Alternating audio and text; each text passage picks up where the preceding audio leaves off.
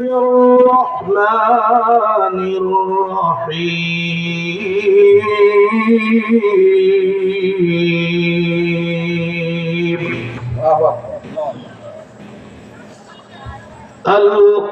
القارعة ما القارعة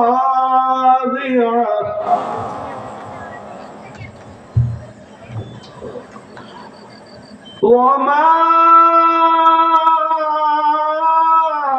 أدراك ما القارعة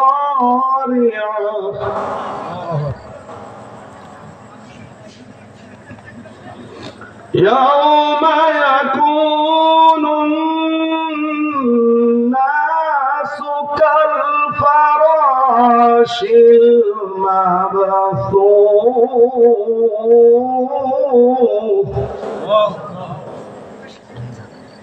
وتكون الجبال كالعهن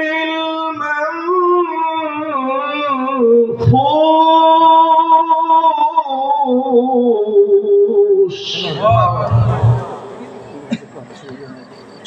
فأما من ثقلت موازينه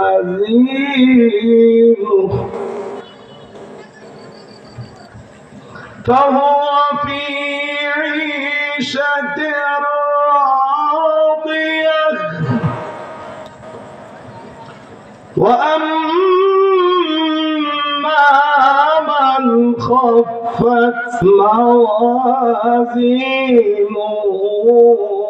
فأمه هاوية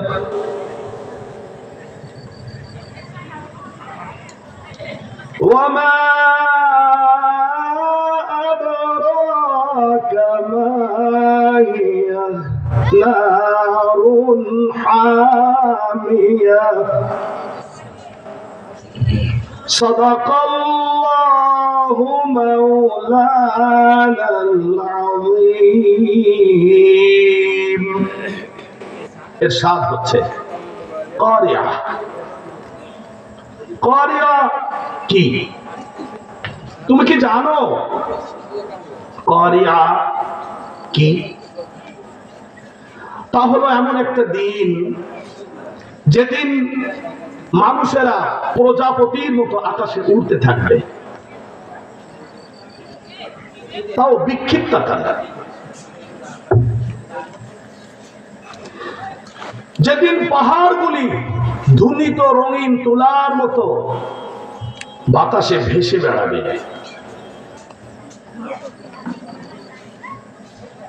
অতঃপর কিয়ামতের মাঠে বিচারের জন্য দাঁড়িপাল্লা স্থাপন করা হবে। দাঁড়িপাল্লার মাপে যার আল্লাহর পছন্দনীয় আমলের পাল্লা ভারী হবে, সে আনন্দ ঘন জীবন যাপন করবে জান্নাতে। পক্ষান্তরে যার আল্লাহর পছন্দনীয় আমলের পাল্লা হবে হালকা, সে জীবন যাপন করবে হাবিয়া নামক আগুনের কুণ্ডুলির মধ্যে, আর এটি হবে তার আসল ঠিকানা মা। তুমি কি জানো হাবিয়া কি? তা হলো গরম আগুন। আযানাল্লাহু মিন হাযিহিল ফিতান। বারাকাল্লাহু লানা ওয়া লাকুম ফিল কুরআনিল আযীম ওয়া নাফা'নি ওয়া ইয়্যাকুম লিমা ফীহি মিনাল আয়াতি ওয়ায যিকরিল হাকীম। ইন্নাহু তাআলা জাওয়াদুন কারীম মালিকুন বাররুন রাউফুর রহিম। সম্মানিত হাজিরিন, এটি ছিল সূরাতুল কারিআহ এর তেলাওয়াত ও তার সাবলীল অনুবাদ।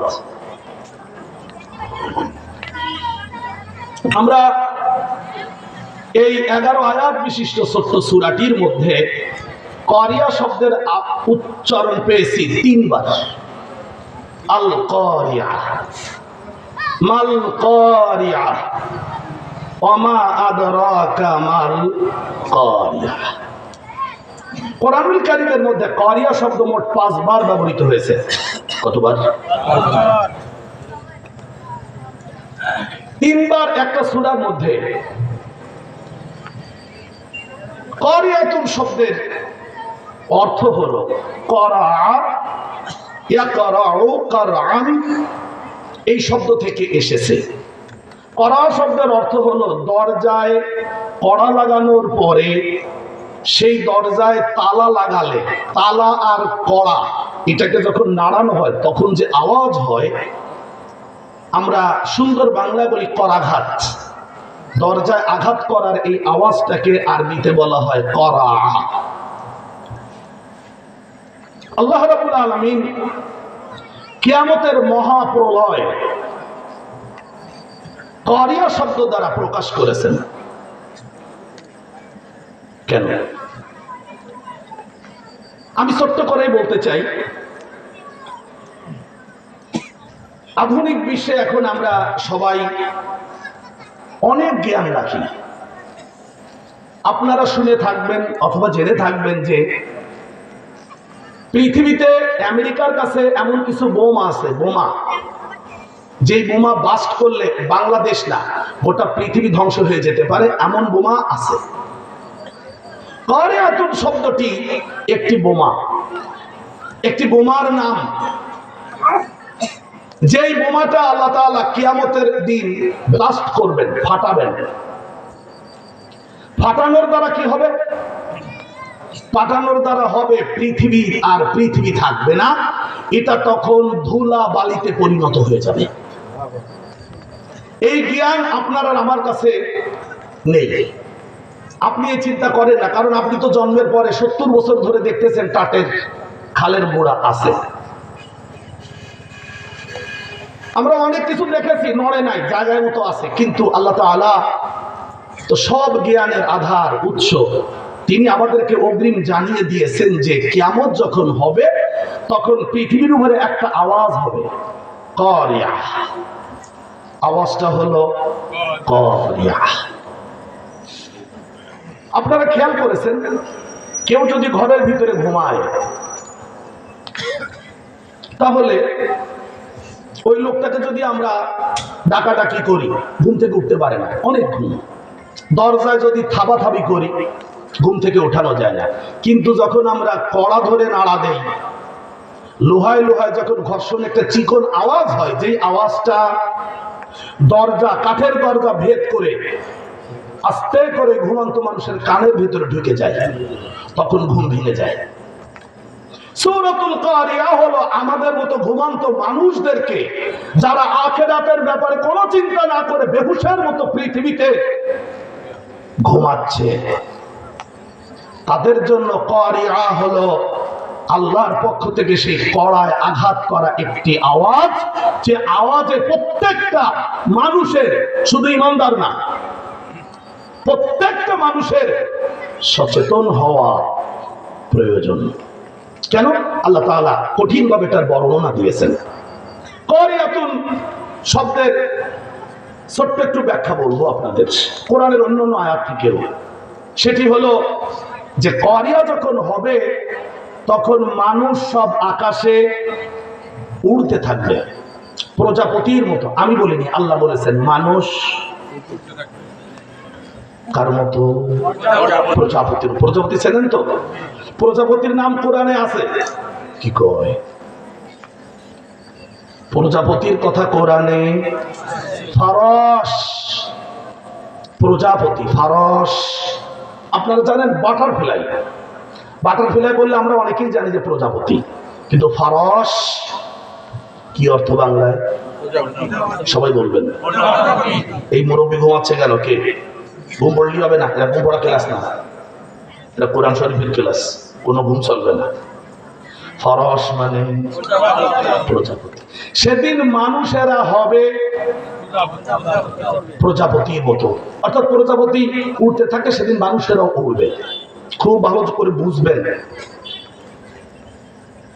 পাহাড়গুলি সেদিন ধুলিত রঙিন তুলার মতো বাতাসের উপরে হালকা হয়ে যাবে। এটা হলো কারিয়া। কারিয়াতুন শব্দটাকে আল্লাহ তাআলা কিয়ামত বোঝানোর জন্য, পৃথিবীর মহাপ্রলয়, মহা ধ্বংসকে বোঝানোর জন্য এই শব্দটাকে আল্লাহ তাআলা বাছাই করেছেন। ঠিক এমনি ভাবে কোরআনুল কারীমে আমরা আরো কিছু শব্দ দেখতে পাই। পৃথিবী ধ্বংস হয়ে যাবে সেটা বোঝানোর জন্য আল্লাহ তাআলা সূরা নাজিআত এর শেষের দিকে এসে বলেছেন ফাইদা জাআতিত তাম্মাতুল কুবরা। তাম্মা চার আলিফ টান মদ্দে লাজিম কলমি মুসাক্কাল তাম্মা। সেদিন পৃথিবী তাম্মা হয়ে যাবে। তাম্মা কি? তাম্মাতুল শব্দের অর্থ হলো, আপনারা নিশ্চয়ই খেয়াল করেছেন, ডিম যদি একটা ধামায় আমরা 40টা ডিম রাখি, এইবার ধামাটা যদি উল্টো করে ডিমগুলো ফেলে দেওয়া হয় তাহলে প্রত্যেকটা ডিম সুস্থ থাকে। কয়টা বাংলো? এই যে ডিম ভেঙে একটার লালা আর একটার কুসুম খুসা মুসা যে জড়ায় একসাথে হয়ে গেল, এইটাকে আরবিতে বলা হয় তাম্মা। কি বলি? আল্লাহ তাআলা কিয়ামতকে বোঝাবার জন্য সাখ এই শব্দটি ব্যবহার করেছেন কোরআনের 80 নম্বর সূরা সূরা আবাসার একদম শেষের দিকে গিয়ে। ফাইদা জাআতিস সাখ, সাখাতুন প্রচন্ড আওয়াজ। কিয়ামত যখন শুরু হয়ে যাবে তখন পৃথিবীর মানুষেরা যা চেঁচামেচি চিৎকার করবে, অত চিৎকার পৃথিবীতে আর কেউ কখনো কোনোদিন শোনে নাই। সাখ সূরা আবাসা। সূরাতুল হাক্কা 69 নম্বর সূরা। এই সূরার প্রথম, দ্বিতীয়, তৃতীয় আল্লাহ তাআলা হাক্কা শব্দ একইভাবে উল্লেখ করেছেন। হাক্কাতুন মানে অবশ্যই যা ঘটবে, হক, হক মানে সত্য। হাক্কাতুন মানে অবশ্যই তা যা ঘটবে। তার মানে ঘটবে কি? কেমন? আপনার আমার মরণ হবে, এটা সত্য। বেঁচে থাকবো না, এটা সত্য। সুতরাং আল্লাহ তাআলা কিয়ামত বোঝাতে গিয়ে কোরআনুল কারীমে কারিআহ, হাক্কা, তাম্মা, সাখা এই শব্দগুলি ব্যবহার করেছেন এবং প্রত্যেকটি শব্দ এক একটি বোমা, এক একটি বোমা, যে বোমা মেরে দিলে পৃথিবীর অস্তিত্ব মুহূর্তের মধ্যে শেষ হয়ে যাবে। সূরাতুল হাক্কা 69 নম্বর সূরায় আল্লাহ তাআলা চতুর্থ আয়াতে কারিয়া শব্দের উল্লেখ করেছেন। সেখানে আদ এবং সামুদ জাতির ধ্বংসের কথা উল্লেখ করে আল্লাহ তাআলা কারিয়া বলেছেন। আল হাক্কাতু মাল হাক্কাতু ওয়া মা আদরাকা মাল হাক্কা।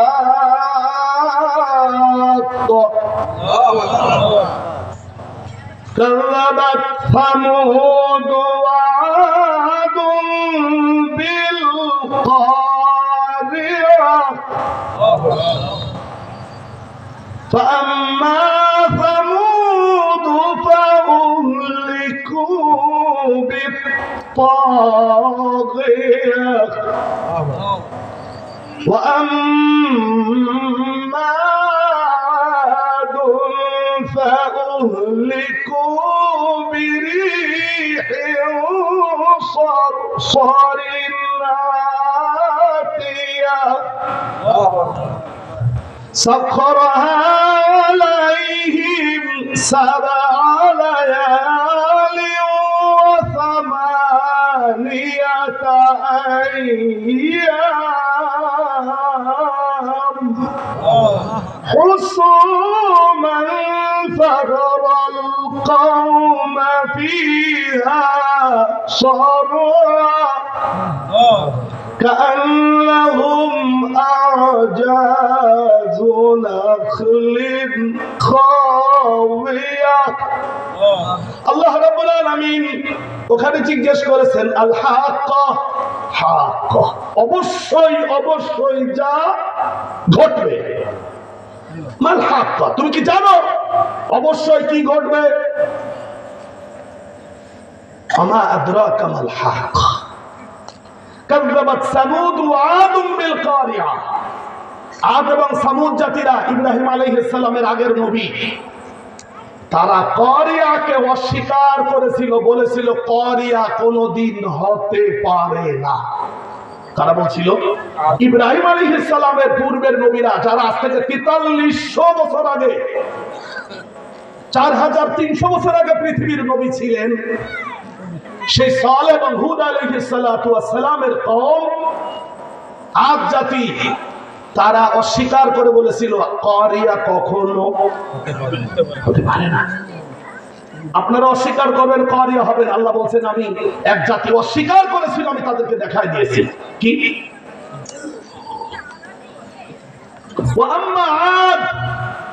আর আদ জাতি ফাউহলিকু বিরিহিন সরসরিন আতিয়া। আমি করিয়ার ব্যাখ্যা বলতেছি।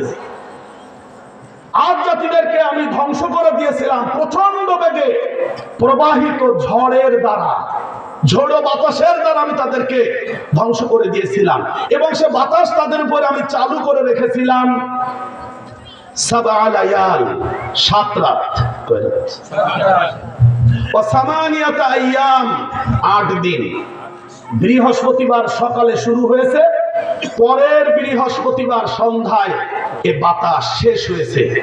সেই সময়ের আবহাওয়াবিদ এমন ছিলেন না, তবে ইয়াহিয়া হারুন বর্তমান সময়ের বিশ্বের একজন নামকরা লেখক, বাড়ি তুরস্কে, ইয়াহিয়া হারুন অথবা হারুন ইয়াহিয়া, তার লেখা একটা কিতাব আমার সংগ্রহে আছে। যদিও তিনি তুরস্কের মানুষ, কিতাবটা লিখেছেন আরবিতে, অনুবাদও হয়েছে বাংলায়। তিনি বিশ্বের প্রত্নতত্ত্ববিদ্যার উপরে যথেষ্ট জ্ঞানী। তিনি বলেছেন সেই যে বাতাস প্রবাহিত হয়েছিল তার গতি ঘন্টায় 350 কিলোমিটার বেগে প্রবাহিত হয়েছিল।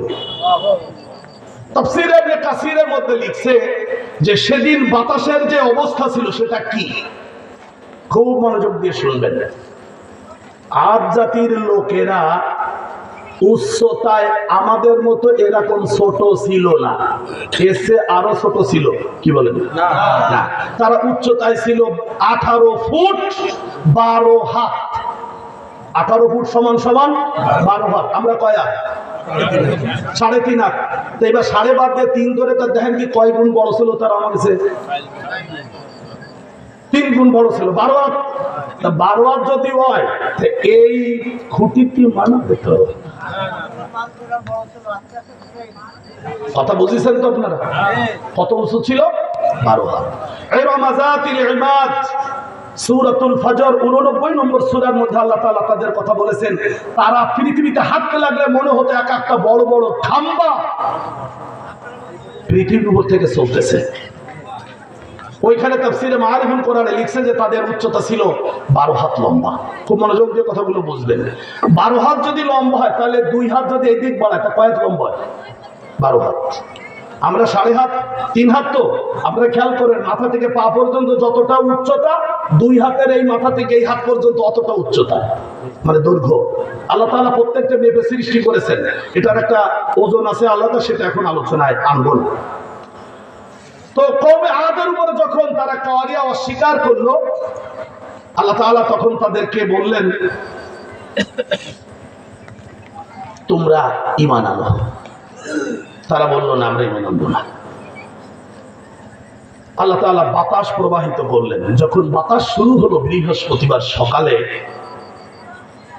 তখন তারা প্রথমে গিয়ে গাছ টাছ ধরে নিজেদেরকে আত্মরক্ষার চেষ্টা করলো, কারণ গাছ তাদেরকে ধরে রাখলে তারা উড়বে না। বাতাস এমন ভাবে আসতেছে যে তাদেরকে উড়ায় নিয়ে যাচ্ছে। 350 কিলোমিটার বেগে বাতাস আসলে কি হয় হিসেব তো করেননি কোনোদিন। খালি একটু জ্বর হলি তাই ঠা দিতে আল্লাহ মাল কাছা দিয়ে আজান দিয়ে আমরা আল্লাহ করছেন না ভাঙ্গে।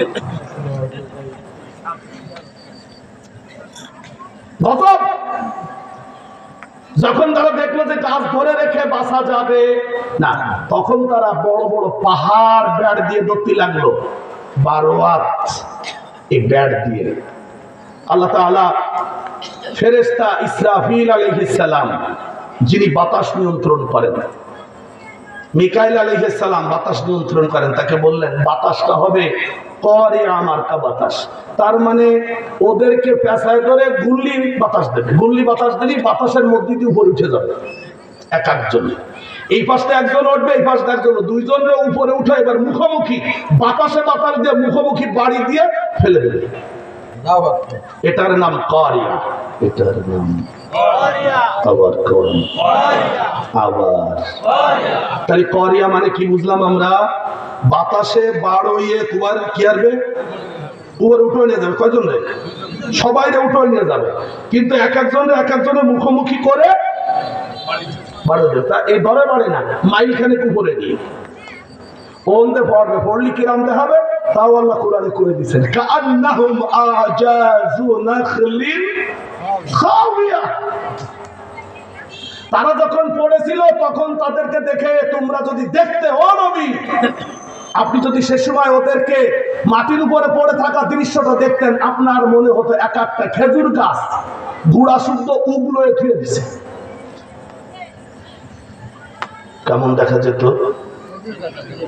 উপড়ানো খেজুর বৃক্ষের মূলের মতো। সুন্দর বাংলা বললাম, উগলানো তো কইছি আমাকে গ্রাম পেলে কথা আর কি, উপড়ানো হলো বাংলা সুন্দর বাংলা। খেজুর গাছের গোড়া সহ উপড়ালে উগলো ফেললি, তার তলে ওই যে ছিঁড়ে মিড়ে থাকে না, ওকে চুলগুলো ছিল হচ্ছে খেজুর গাছের শিকড়ের মতো মোটা মোটা। কিছু কি বোঝা গেছে? কারিয়া কাকে বলে? এবার আল্লাহ তাআলা আমাদেরকে শোনাচ্ছেন, আল কারিয়াতু মাল কারিয়াতু ওয়া মা আদরাকা মাল কারিয়া। আল কারিয়া, তুমি কি জানো কারিয়া কি? বলেন, উত্তর দেন। আমরা কি জানি? না। আমরা জানি কারিয়া কি? আমরা কোনদিন ব্যাখ্যাও শুনিনি, কারণ আমাদের তো কোরআন শোনার আগ্রহ অনেক বেশি। ভুল বলতেছি নাকি? আমাদের কোরআন শোনার আগ্রহ অনেক বেশি নাকি কম? আবার কাকা একটা কথা করছে, যদি গরুর গোস্ত দিতাম তে মাঠে লোক ধরা দিতাম। আর কাকা কইছে যে লোক যদি 10 জন হয় তা আমি তাই নিয়ে তাফসীর করবো। আমারও কথা ঠিক। আমাদের তো একটা জায়গায় পরীক্ষা হওয়া দরকার যে আমরা সত্যিই তারা কোরআনকে ভালোবাসি। একটা জায়গায় পরীক্ষা থাকা দরকার। রাগ করবেন না, আজকের যে আলোচনা কঠিন আলোচনা। আল্লাহ রাব্বুল আলামিন কারিয়ার ব্যাখ্যা কোরআনের অন্য জায়গায় দিয়ে আমাদের জানিয়ে দিলেন। এইবার আল্লাহ তাআলা বর্ণনা দিচ্ছেন সেদিন কি হবে। কওমে আদের লোকেরা কি হয়েছিল? হয়নি? ভালো করে বুঝে কোন বাতাসে উড়ে গেল, উড়ে গেছে না? আল্লাহ তাআলা এইখানে তাই বলে দিলেন, ইয়াউমা ইয়াকুনুন নাসু কাল ফারাশিল মাবসুস।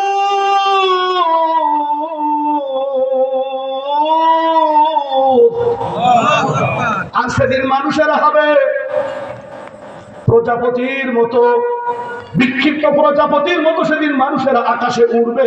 সেদিন মানুষ আর পৃথিবী নামক এই ভূখণ্ড পাবে না, সেদিন পাবে মহাকাশ।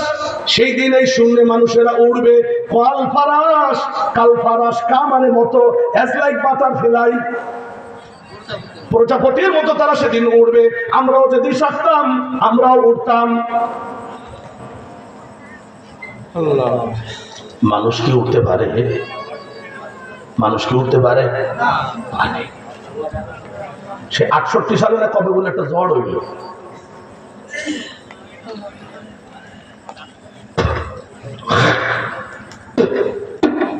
শরাবপুর মাদ্রাসায় পড়তে গিয়েছিলাম 1981 সালে।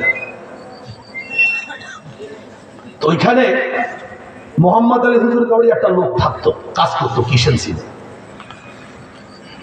আমি তো যথেষ্ট ছোট ছিলাম। এই যে মাওলানা নবীর উদ্দিন সাহেব, ওনার তো বোনাই বাড়ি, আমারও বোনাই বাড়ি, ভাইজান ছিলেন, আমরা একসাথে যাতায়াত করতাম, পড়তাম। ওই বাড়িতে একটা লোক ছিল, বেশ বয়স। তো সেই লোকটা গল্প বলেছে নিজের, যে সে 68 ঝড়ে সেই বেচারাকে খুঁজে পাওয়া গেছে তাল গাছের পাতার মধ্যে জড়ানো। সে বলতেছে আমি তখন ছোট, রাস্তায় বের হয়েছি, বুঝিনি, বাড়িতে খোঁজ করে জ্বরের সময় পায় না কেউ। মেলা দূর একটা গাছের তাল গাছের মধ্যে দেখে একটা মানসিক বাচ্চার ঠ্যাং বেরোলো। আমি সেই লোক।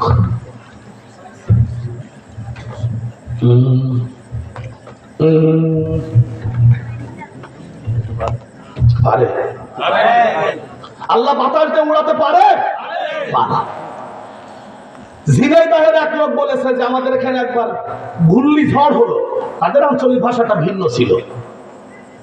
টিউবওয়েলের পাইপ উঠায় নিয়ে তারপরে আর এক জায়গায় ফেলেছে।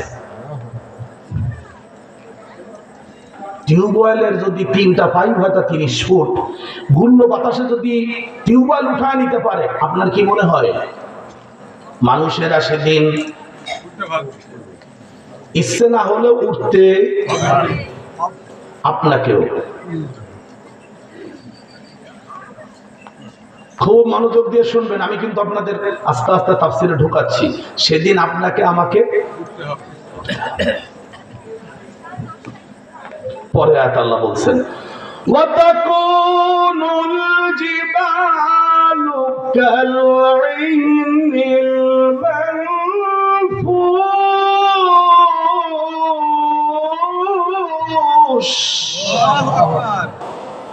আর সেদিন পাহাড়গুলি হবে পাহাড় ধুনিত রঙিন তুলার মতো আকাশে উড়বে।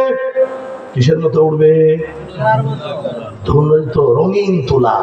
আপনারা খেয়াল করেছেন কোরআন তো, কোরআন খুব বাস্তব।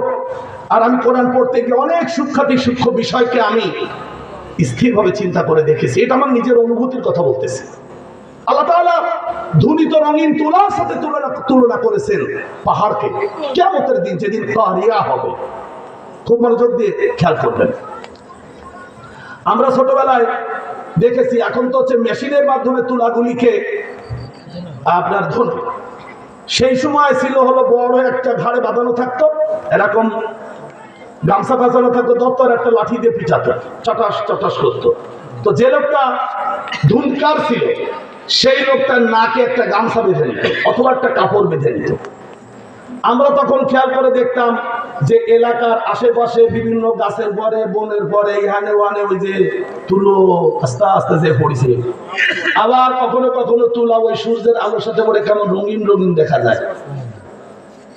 আল্লাহ তাআলা তুলার একদম নিকৃষ্ট তুচ্ছ অংশ যা বাতাসে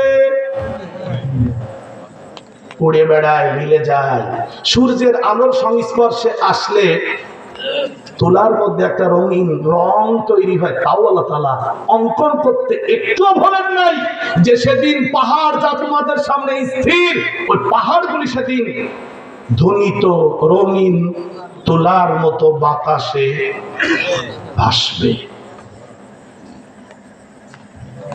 সম্ভব? সম্ভব। বিশ্বাস হয় কি করে?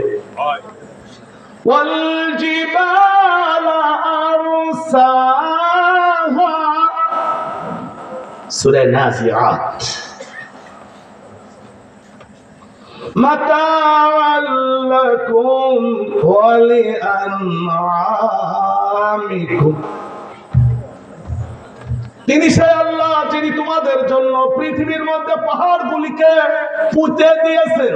ওয়াল জিবালা আরসাহা, আরসা ইউরসি ইরসাআন বাবে ফল থেকে অর্থ হলো মাটির মধ্যে খুঁটো পুঁতে কোনো জিনিসকে বেঁধে রাখা। যেমন আমরা খুঁটি পুঁতে গরু বাঁধি, ছাগল বাঁধি। আবার জাহাজ বাঁধার জন্য, নোঙ্গর করার জন্য গেরাপ ফেলানো হয়। গেরাপ অ্যাঙ্কার ইংরেজিতে বলে, আরবিতে থেকে বলা হয় মেরসা, নোঙ্গর। আমি পাহাড়গুলিকে মাটির ভেতরে গেড়ে দিয়েছি। পাহাড় নিয়ে যারা গবেষণা করেন ভূতত্ত্ববিদরা, তাদের বক্তব্য হলো পাহাড়ের 10 ভাগের 9 ভাগ থাকে মাটির মধ্যে, 1 ভাগ থাকে মাটির উপরে। জোরে বলুন সুবহানাল্লাহ। এটা পেরেক লোহার মতো। আল্লাহ তাআলা বলেছেন এটা পেরেক লোহার মতো। যেমন আমরা যদি ঘর বাঁধি তাহলে পেরেক লোহার বাইরে যেটুকুন দেখা যায় তার থেকে অল্প একটু বেশি কাঠের মধ্যে ঢুকানো যায়। মেলা মেলা বেশি। তাহলে আল্লাহ তাআলা বলতেছেন পাহাড় হলো পৃথিবীর উপরে পেরেকের মতো, এর এক ভাগ থাকে উপরে আর 9 ভাগ থাকে মাটির তলে। সেই পাহাড়গুলি সেদিন ওজনবিহীন হয়ে যাবে। আপনারা বলবেন একটা পাহাড়ে কয় কেজি হতে পারে ওজন? এই ধরেন 1.5 কেজি, 2 কেজি। হ্যাঁ, কত কত কোটি টন তা আমরা মাপতে পারবো না, কারণ এই মাপার যোগ্যতা আমাদের নাই।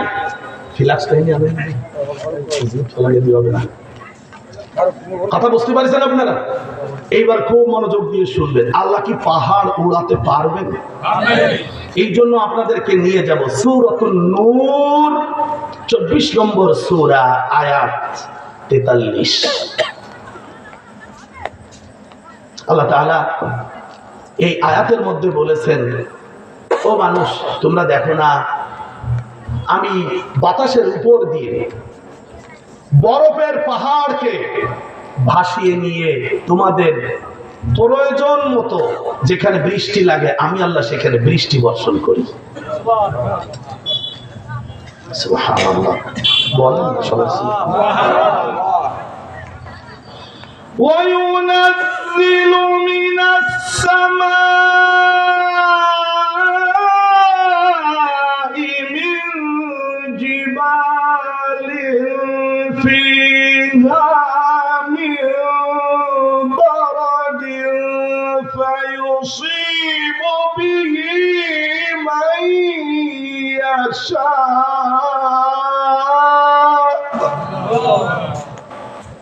ويصرفه عن من يشاء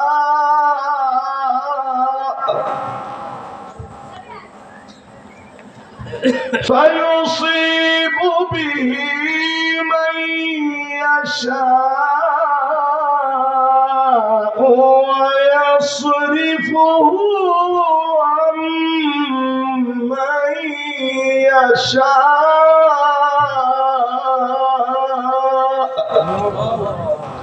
يكاد سنا برقه يذهب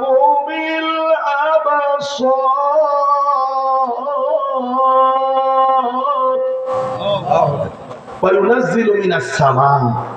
তিনি সেই আল্লাহ যিনি আসমান থেকে তোমাদের জন্য বৃষ্টি নাজিল করেন, মিন জিবালিন, পাহাড় থেকে, জিবালিন, পাহাড় থেকে, ফিহা মিন বারাদিন, যেই পাহাড় হলো বরফের, বারাদ ঠান্ডা, বরফের পাহাড়।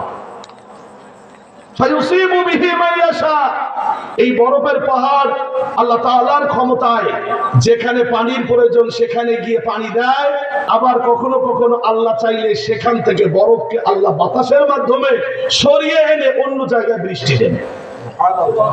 এইবার আপনাদের কাছে ছোট্ট করে জানতে চাইব, আসমান থেকে যে বরফ বা মেঘমালা ওড়ে, আল্লাহ তাআলা তাকে কোরআনে মেঘমালা বলেছেন অনেক জায়গায়।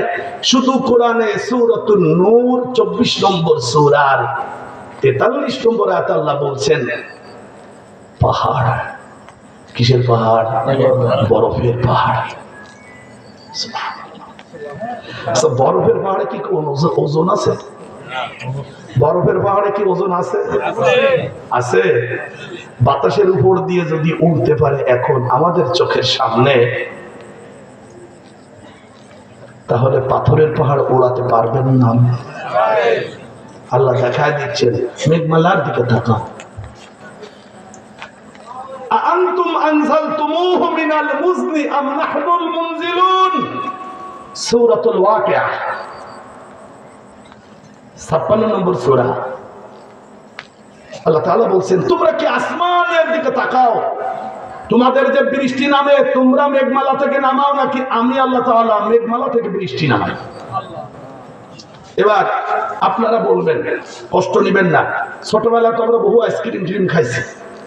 এখন ওই যে পয়লা রাতে যারা মাস্টার্স কিনে ঢাকায় ফেটায়, ওরা ওই বরফের বড় বড় খন্ড বরফ কোম্পানিতে আনে। আপনারা দেখছেন যে ওতে কোনো ওজন নেই, ধরলি খালি উঠে আসে। ওজন আছে কি বোঝা অল্প একটু চার কোনা তোলা দেড়াত লম্বা এই ধারে এক দিকে তারপরে আর একটু এর ওজন 1.5 থেকে 2 মনের উপরে। আল্লাহ বললেন আমি বরফের পাহাড় বাতাসের উপর দিয়ে উড়াই, চোখে দেখো না।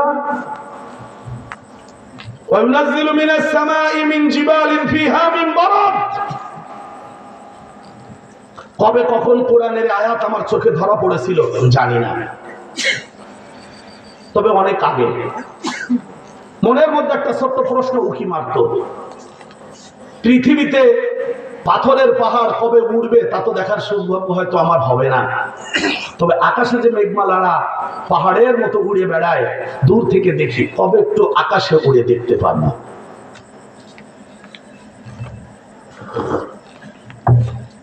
2015 সালের হজের সফরে গেলাম, তখন কোরআনের আয়াত আমার মনের মধ্যে বারবার উকি মারতে লাগলো।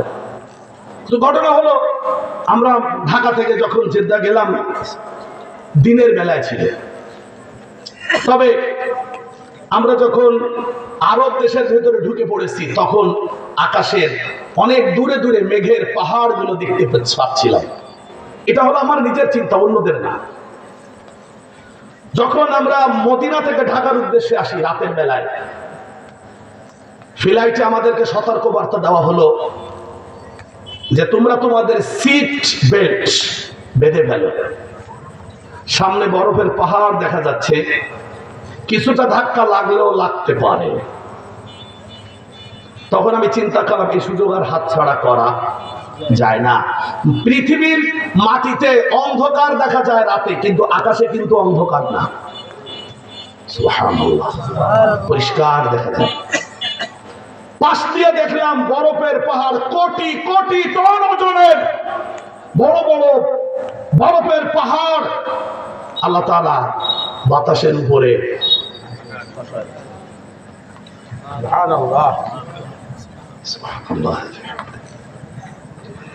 তখন আমার বুঝতে আর বাকি রইল না যে আল্লাহ তাআলা বরফের পাহাড় বাতাসে ভাসান, উড়ান,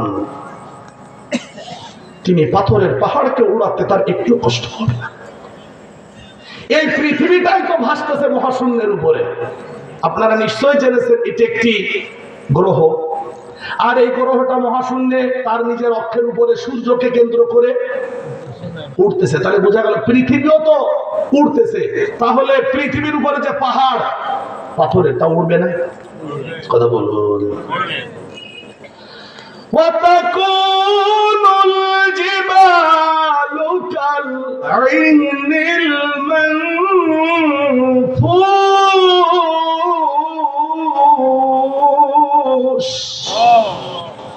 ও দুনিয়ার মানুষেরা, ভালো করে শুনে নাও, তোমার জীবনের এই চোখটাও খোলো, যে চোখ দিয়ে তুমি দেখতে পাবে পৃথিবী ধ্বংস হয়ে গেছে, পৃথিবীর মানুষের আকাশে প্রজাপতির মতো উড়ছে, পৃথিবীর উপরে সব থেকে ভারী বস্তু পাহাড়। বলেন তো কি হবে? ধ্বনিত তুলার মতো ভাসতে থাকবে।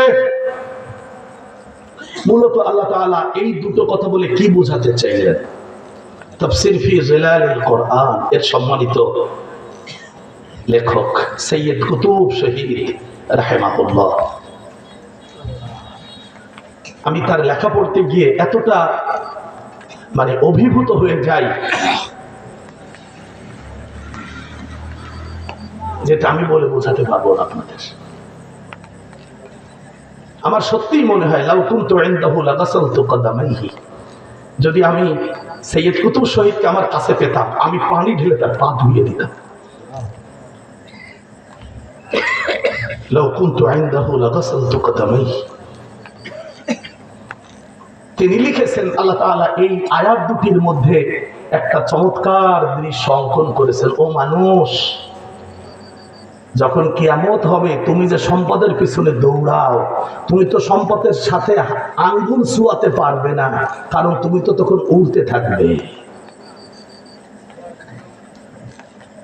তুমি যে ঘর বাড়ি নিয়ে চিন্তা করতেছো, তোমার বাড়ি তো পাহাড় যদি উঠতে থাকে তাহলে তোমার সুরম্য অট্টালিকা 1 তলা 5 তলা 3 তলা তা তো আরো ঠুনকো উঠতে থাকবে। তুমি চাইলে তো তোমার ঘরকে আর শুয়ে দেখতে পারবে না। তোমার ওই যে কোটি কোটি টাকার সম্পদ স্তূপ হয়ে থাকবে মনে করেছো, তা তো একদম ভেসে যাবে প্রথম ধাক্কায়। তুমি যখন প্রজাপতির মতো উড়বে তখন তোমার সম্পদ আর এক জায়গায় চলে যাবে, তুমি শুয়েও দেখতে পারবে। কেন এর পিছনে দৌড়াচ্ছ? তুমি আমি আল্লাহ আমার পিছনে দৌড়াও। কষ্ট হয়নি তো বুঝতে? গত জুমার দিন আমি যে মসজিদের খুতবা দেই, খতিব হিসেবে দায়িত্ব পালন করি, মসজিদ কমিটির একটা মিটিং ছিল। তারা আমাকে আমন্ত্রণ করলো, হুজুর আমাদের সাথে জুমার পরে দুপুরের খানাটা খাবেন। আমার ছোট ছেলে নাফিস বসা আছে, ও ছিল। কালকে বেলা 11টার সময়, 11টা না তার একটু আগে, মসজিদ কমিটির সেক্রেটারি সাহেব আমাকে কল দিয়ে বললেন, মহসিন মোল্লা কেশিয়ার সাহেব মারা গেছেন। অথচ সেই লোকটাই আমাকে পাশে বসে অনেক গল্প করলো, অনেক কথা বলল, হুজুর আর একটু ভাত দেব।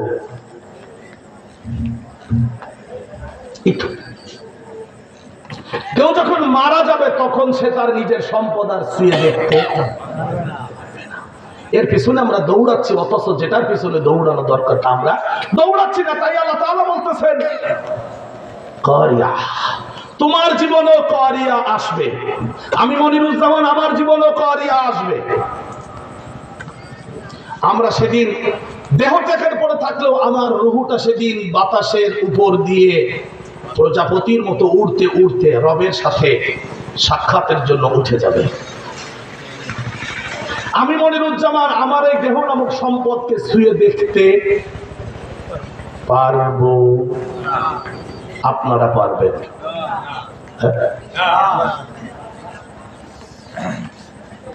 কষ্ট হয়নি তো বুঝতে? এরপরে আমি আল্লাহ তাআলা 40 বছর পৃথিবীকে এই অবস্থায় রেখে দেব। এরপরে একটানা 40 দিন বৃষ্টি হবে। বৃষ্টির পরে মানুষের যারা কবরের মধ্যে মাটির মধ্যে লুকিয়ে ছিল, কবরে ছিল, তাদের সবাইকে আমি মাটির ভেতর থেকে বের করে আনব। এবং সেই বের করে আনার পরে কিয়ামতের মাঠ হবে এই পৃথিবীতে। বিচারে আল্লাহর আসলটা হবে আরাফার ময়দানে।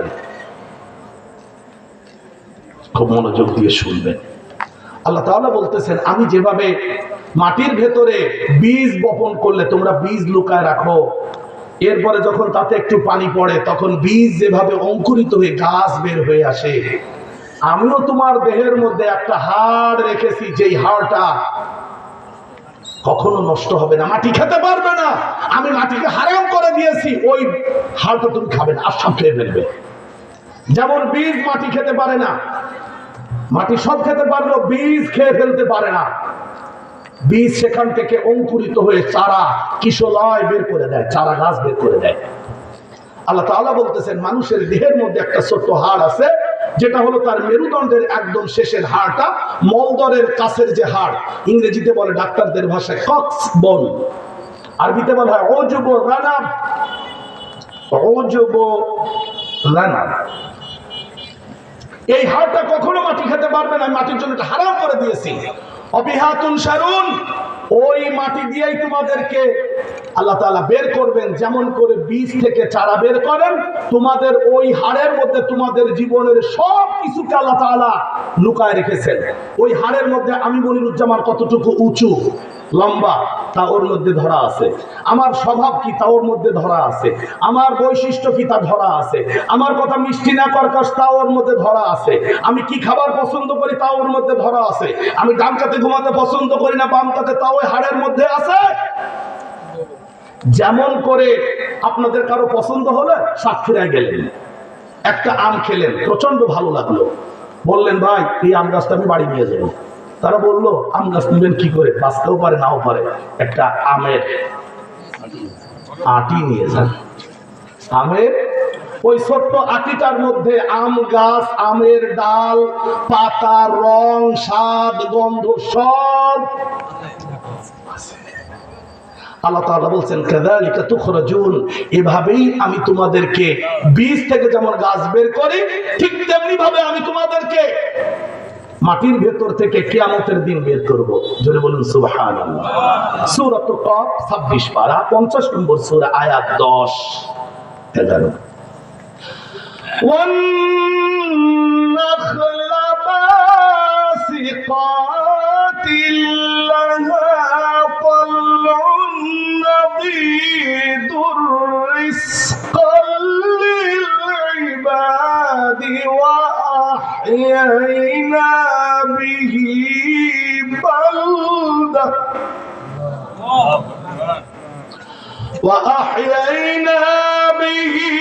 بلدة ميتا كذلك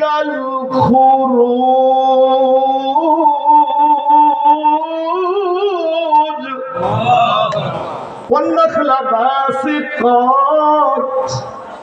নাখলুন মানে খেজুর গাছ, বাসিকাতুন মানে সরু লম্বা। খেজুর গাছের কথা কোরআনে আছে।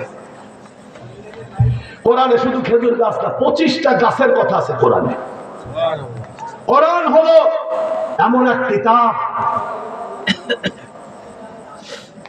যে কিতাবের মধ্যে বনজ গাছের কথা কিভাবে বনায়ন করতে হবে তা আছে।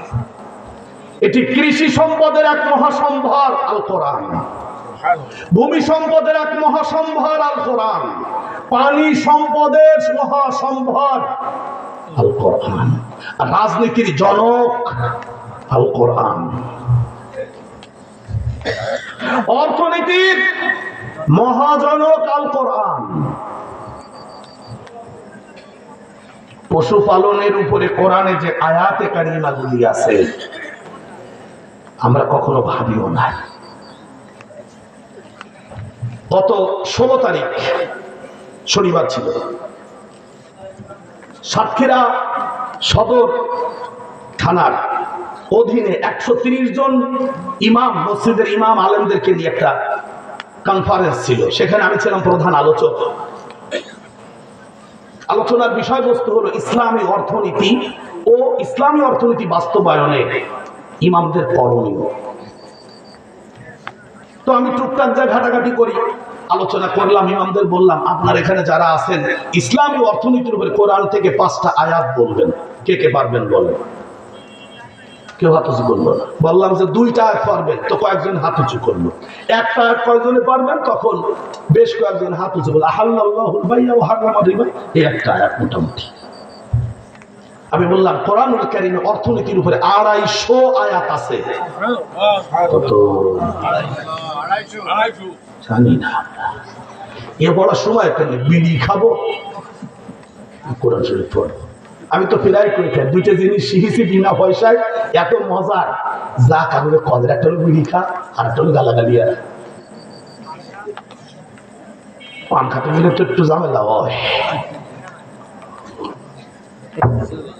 কথা বুঝতে পেরেছেন তো? মা আগনা আনহু মালুহু ওয়া মা কাসাবা, সূরা আল-হাবের এই আয়াতটাও যে অর্থনীতির আয়াত।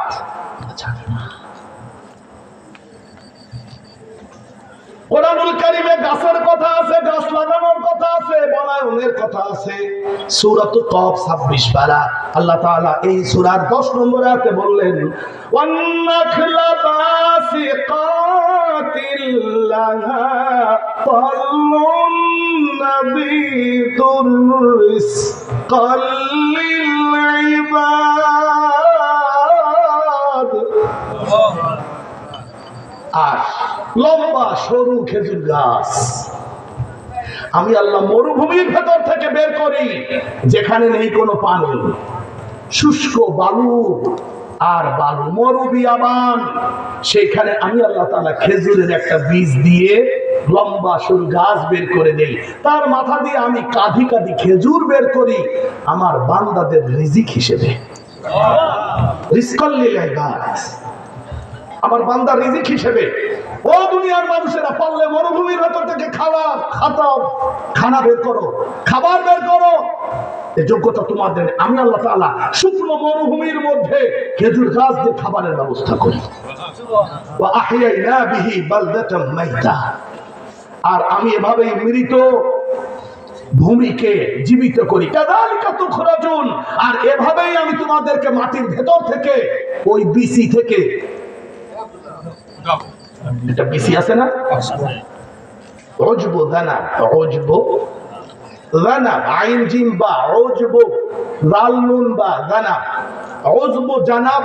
এই শব্দটা যখন আমার চোখের সামনে আসলো তখন আমি অভিধান খুঁজতে লাগলাম। উজবু জানাব শব্দের অর্থ কি?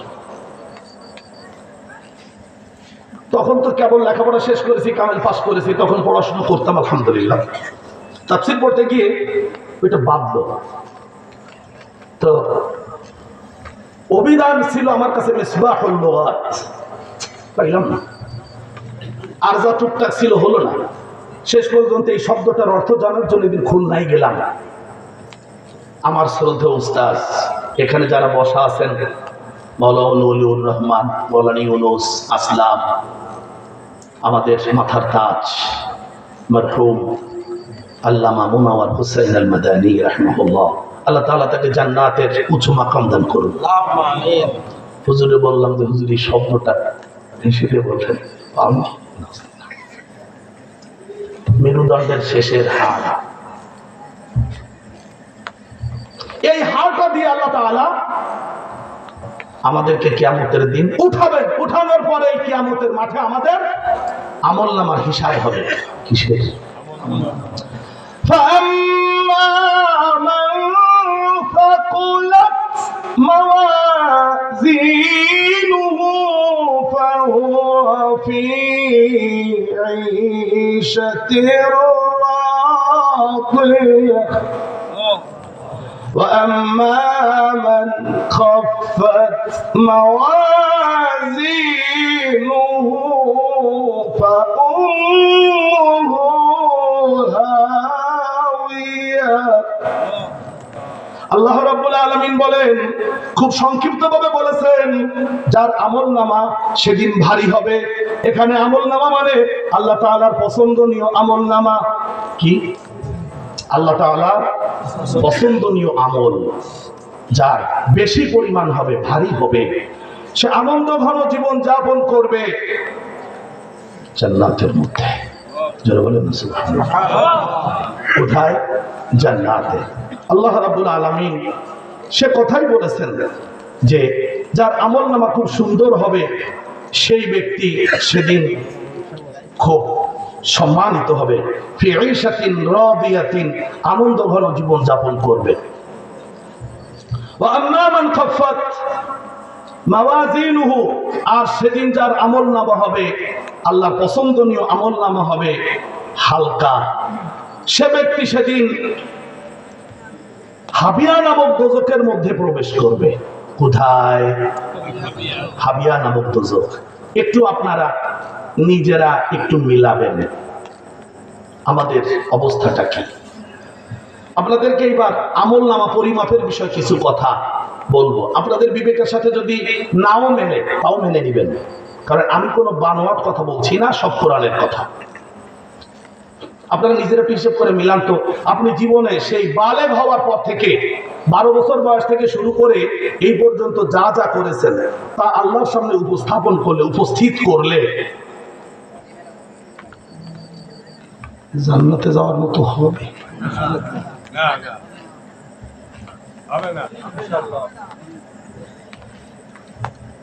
তাহলে আমরা তো আসল জায়গায় ফাঁকা, আসল জায়গায় ফাঁকা। যা করতেছেন এর কোনো হিসাব হবে না। আজকে আমলনামার উপরে কিছু কথা বলবো। সূরাতু আল কাহাফ 18 নম্বর সূরা, আয়াত 102। কুল হাল ننبئكم بالأخسرين أعمالا الذين ضل سعيهم في الحياة الدنيا وهم يحسبون أنهم يحسنون صنعا أولئك الذين كفروا بآيات ربهم ولقائه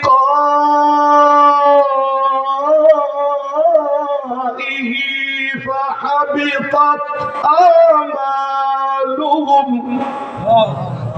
فلا نقيم لهم يوم القيامة وزنا ذلك جزاؤهم جهنم بما كفروا واتخذوا آياتي ورسلي هزوا আল্লাহ রাব্বুল আলামিন সূরাতুল কাহফ আয়াত 102 থেকে 105 106 আল্লাহ রাব্বুল আলামিন এই 18 নম্বর সূরায় বললেন আমি কি তোমাদেরকে বলবো ওই ব্যক্তির কথা আল্লাহ বলতেছেন যেই ব্যক্তি কিয়ামতের দিন সবথেকে ক্ষতিগ্রস্ত হবে গ্রেট লুজার কঠিন ক্ষতিগ্রস্ত হবে কিয়ামতের দিন সেই লোকটার কথা কি আমি তোমাদেরকে বলবো আল্লাহ প্রশ্ন করেছেন বলেন বলবেন আল্লাহ বলবেন কে ক্ষতিগ্রস্ত হবে তার কথা কি আমরা শুনতে রাজি যদি আমরা হই সতর্ক হব রাগ করবেন আমি আমার নিজের কোনো পরিবারের বাপদাদার পারিবারিক কথা বলার জন্য কোরআনের ময়দানে নামি নাই আমার কাছে মনে হয়েছে আপনাদের সত্যি বলতেছি আমি যখন 96 সালে বিবাহ করলাম তো চিন্তা করলাম স্ত্রীর মনের একটা শখ একটু ঢাকা শহরে কোনোদিন যাইনি একটু ঢাকা যায় তো আমার কাছে তখন 7,000 টাকা ক্যাশ 96 সাল তো 7,000 টাকা মানে একদম দুর্বল না 96 সালে 7,000 টাকা একদম দুর্বল না খুলনা শহরের আশেপাশে 3 কাঠা জায়গা কেনা যেত তা দিয়ে যাই হোক ঢাকায় গেলাম তাকে নিয়ে আমাদের ইনামুল ফারসারের ছেলে ইনামুল ও তখন ঢাকায় থাকে তো টেলিফোনে ওর সাথে কথা হলো আমি বললাম যে এরকম তোমার ভাবিরে নিয়ে আসতেছি তো তা কি করবার কয় আসেন মৌলানা সাহেব কোনো অসুবিধা নেই দেখবেন যাই হোক যাওয়ার পরে বিভিন্ন জায়গায় ঘুরে টুরে দেখেছি কিন্তু যেতে যেতে হাজির হলাম মগবাজার আল ফালাহ মিলনায়তন জামাতের যে কেন্দ্রীয় অফিস সেখানে তো Moghbazar rail gate wireless gate অতিক্রম করতে গিয়ে দেখি একটা signboard Al Quran academy London এটার সাথে আমি আগে একটু পরিচিত ছিলাম তো ভালো লাগলো বাহ এইরকম হাতের কাছেই আল কোরআন একাডেমি লন্ডন হাফেজ মনিরুদ্দিন আহমদের প্রতিষ্ঠিত প্রতিষ্ঠান ঢুকলাম ঢুকে দেখি যে তাফসীর ফি জিলালিল কোরআনের অনুবাদ লেখা আমি তাদের সাথে বিভিন্ন ধরনের কথাবার্তা বলে বললাম যে ভাই কয় খণ্ড আপনারা অনুবাদ করেছেন তো বললো যে আমরা অনুবাদ করে পাবলিশ করেছি এ পর্যন্ত 12 খণ্ড কত দাম আসে 5,600 টাকা আমি বই কিনে ফেললাম 7,000 টাকা বুঝতে পারতেছে না 5,600 টাকা দিয়ে 12 খণ্ড তাফসীর কিনে ফেললাম 30 নম্বর পারা পড়তে গিয়ে আমার কাছে মনে হলো সৈয়দ কুতুব শহীদ রাহিমাহুল্লাহ কোরআনকে যেভাবে খেয়ে হজম করে যে কথাগুলি তিনি তার মেধা আর হাতের ক্ষুরধার লেখনীতে প্রকাশ করেছেন এটা মানুষকে বলা খুবই জরুরি মানুষকে জানানো খুব জরুরি তখন থেকে আমার মনের মধ্যে এই অনুভূতিটা কাজ করতে লাগলো এই কথাগুলো কোরআনের এই কথাগুলো মানুষকে জানানো ফরজ যেহেতু আমি পড়ে ফেলেছি, এই কথাগুলো যদি আমি মানুষকে না জানাই, তাহলে আমি আল্লাহ তাআলার কাছে দায়ী হব। নেমে গেলাম ময়দানে কোরআনের কথা বলতে। এটা আল্লাহ তাআলার নিতান্ত মেহেরবানি। আমার ইচ্ছা ছিল না জীবনে যে আমি বক্তা হিসেবে ময়দানে নামবো। কারণ হলো এলাম কিছু শিখেছি আব্বা, অন্যান্য উস্তাদ তাদের সহযোগিতায় এলমি খেদমত করব মাদ্রাসার চার দেয়ালের মধ্যে। কিন্তু না, সৈয়দ কুতুব শহীদের লেখনী আমার দেহের মধ্যে রক্তকে এমন ভাবে টকবক করে উতলাতে লাগলেন যে না, এটা মানুষকে না বলা পর্যন্ত নিজের বিবেকের সাথে এক ধরনের গাদ্দারি করা হবে। আপনারা সংখ্যায় কম, কোনো দুঃখ নেই। আল্লাহ তাআলা বলতেছেন সেই ব্যক্তির কথা কি আমি বলবো যারা কিয়ামতের দিন হবে সব থেকে পরেরটু বলবেন ক্ষতিগ্রস্ত, সব থেকে বাক্যটা পুরো বলেন তো, সব থেকে ক্ষতিগ্রস্ত। কুল হাল নুনাব্বিউকুম বিল আখসারিনা আমালা। হে রাসূল, আপনি পৃথিবীর মানুষের কাছে জিজ্ঞেস করুন, তাদের কাছে বলুন, আমি আল্লাহ কি তাদের কাছে কিয়ামতের দিন সব থেকে যে ব্যক্তি ক্ষতিগ্রস্ত হবে আমি কি তার কথা বলবো না? আল্লাযীনা দাল্লা সা'য়ুহুম ফিল হায়াতিদ দুনিয়া ওয়া হুম ইয়াহসাবুন আন্নাহুম ইউহসিনুনা সুন্না। যারা দুনিয়ায় আল্লাহ তাআলা তাদেরকে যে দেহ দিয়েছেন, দেহের মধ্যে যে যোগ্যতা দিয়েছেন, সেই যোগ্যতাকে ব্যয় করে আল্লাহর অপছন্দনীয় পথে। কোথায় ব্যয় করে? আল্লাহ আপনাদের দেহে, আমার দেহে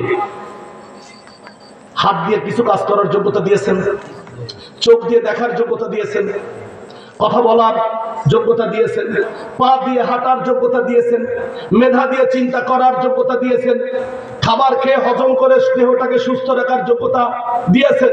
আল্লাহ তাআলা বলছেন আমি এই যে যোগ্যতা তাকে দিলাম, সেই যোগ্যতাটাকে সে নষ্ট করে, ব্যয় করে আমি যা পছন্দ করি না সেই কাজে। এই ব্যক্তি হবে কিয়ামতের দিন